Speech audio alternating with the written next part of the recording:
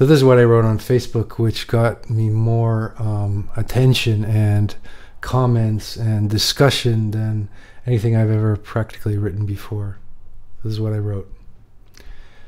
If your only image of a man is a domineering male oppressor, then this is what you get. Monster demigods like Harvey Weinstein and Donald Trump. I suggest that we at the very least need to cultivate a more positive view of men. And perhaps more noble, gentle men will arise.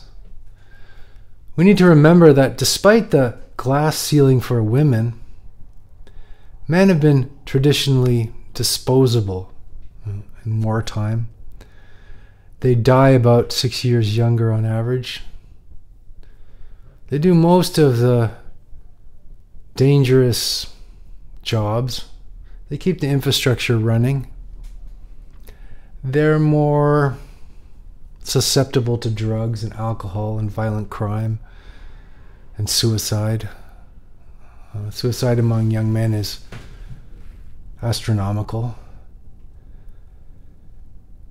And of course, it's mostly men who are filling up our prisons and lunatic asylums.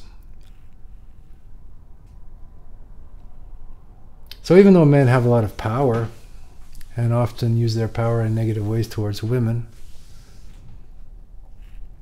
at the same time, men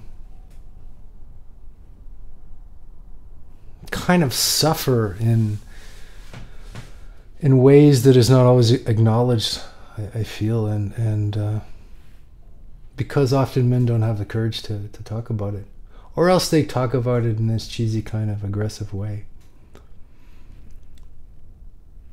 So anyway, is there anything to love about men, since men do all the bad things in the world, apparently?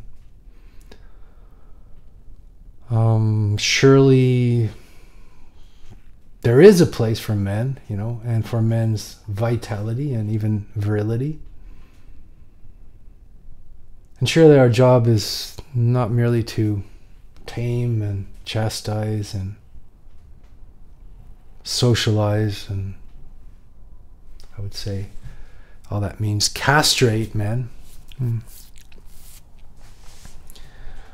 I think the first couple of waves of feminism have been very good for men and women generally, and it helped us to understand, as I said before, that men are the same and that men are different.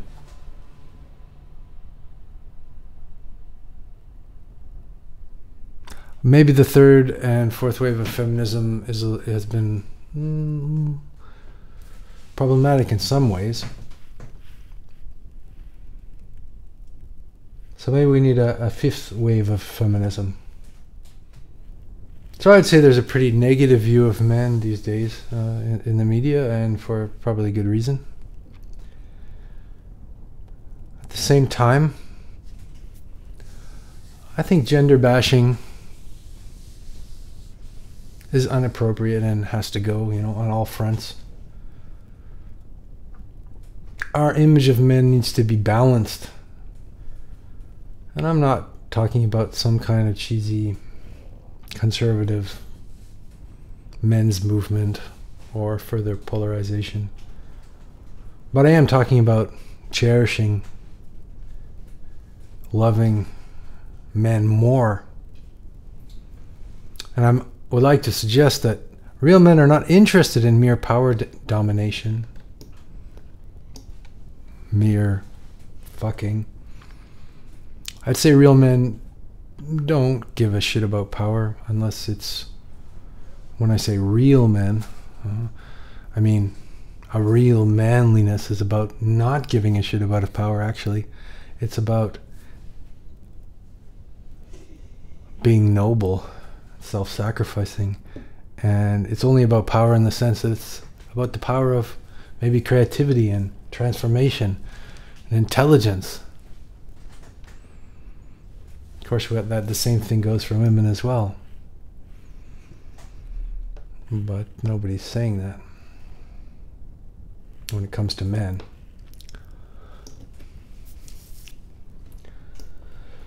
So all these men who get caught with their dick in their hand engaged in disgusting acts. Why are they so powerless? Surely they need to be empowered when it comes to their relationship to nubile young women, for instance. And why are women so powerless in front of real or imagined power? It seems like so many men seem to be at this level of arrested emotional, sexual development. And apparently they're incapable of saying yes or no. And these are the same people with immense worldly power, so with the nuclear codes and whatnot, which is rather scary. And it seems to me that there are many people in high places that are not really men or not really women. They're more like girls and boys. And that's also scary. So, what should we do about all this? I think the remedy is to become a complete person. And what does that mean? That means meeting the other. Could be the other sex or the other, just the other person in as deep a way as possible. And not isolating oneself. We should meet the other in all his glorious otherness. That's how we destroy the immature person. Note, I don't exclude any other kind of relationship here. Relationship is always about polarity, no matter what kind of bodies you're talking about. There's what's the Taoists call a flowery war. I really like that expression. Between men and women, between the two polarities. And that's pretty obvious these days. But such a war should be not nasty and underhanded, but more like a dance. Not something beautiful, which requires humility rather than gender bashing.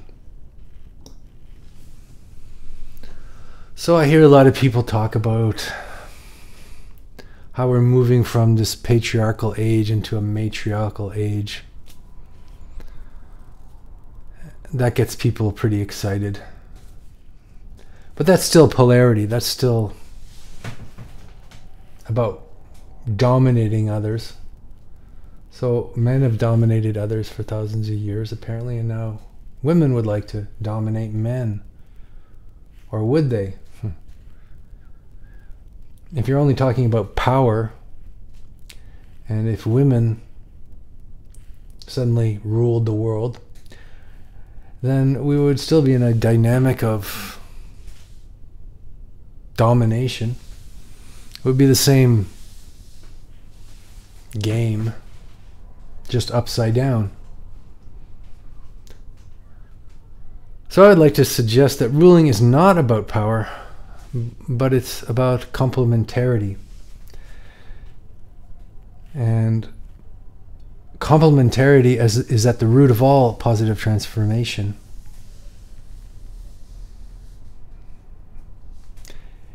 It exists when we consider the other a thou rather than it, to refer to Martin Buber.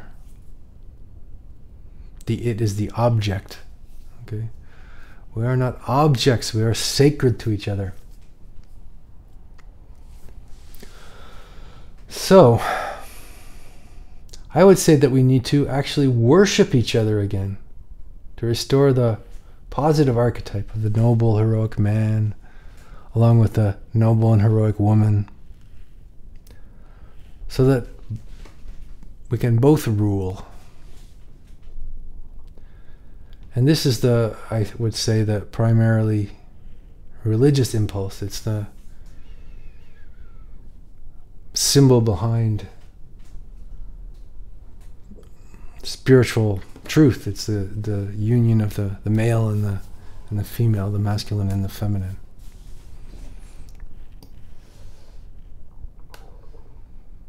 We tend to think that evolution is about progress, or emancipation from these tyrannical demigods or men of power.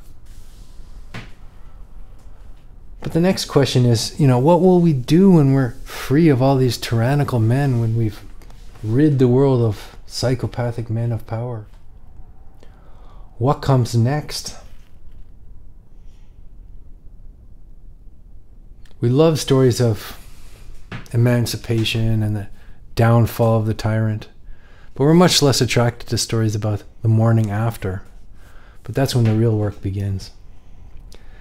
The problem is that emancipation is only half the story. The second half is less dramatic.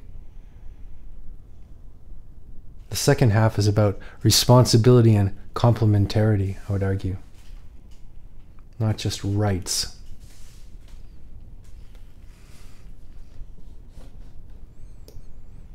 Nietzsche may have been wrong when he said we've killed God. Maybe we've just anesthetized him. Maybe the patriarch, Jehovah, doesn't really die. He just goes underground. If he is repressed, that is. It's not a good thing to repress the patriarch or the matriarch.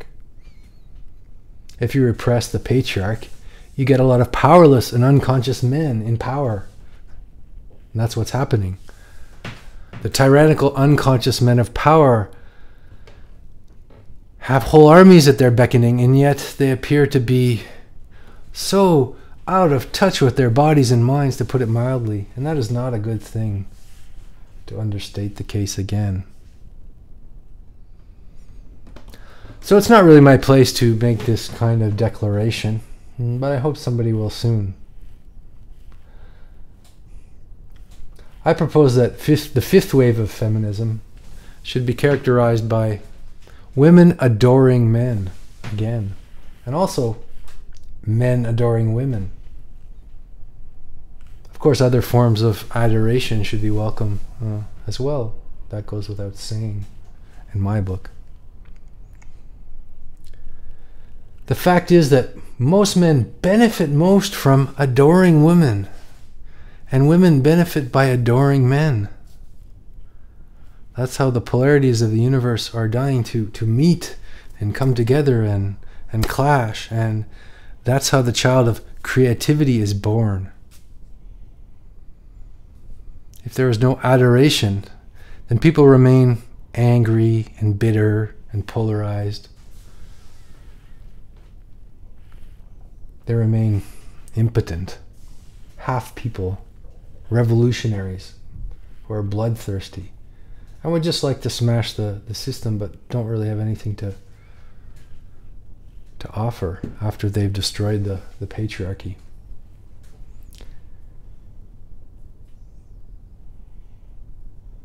So when the tyrant is finally overthrown, who and what and how will we put the highest in that place, whatever that happens to be, which is probably beyond male and female in some sense. It's just the principle of the highest. And that needs to be reinstated. Otherwise you have a flat world where everybody's just one gender. And that's unnatural and it doesn't work. At least that's what I think anyway. So thank you for listening.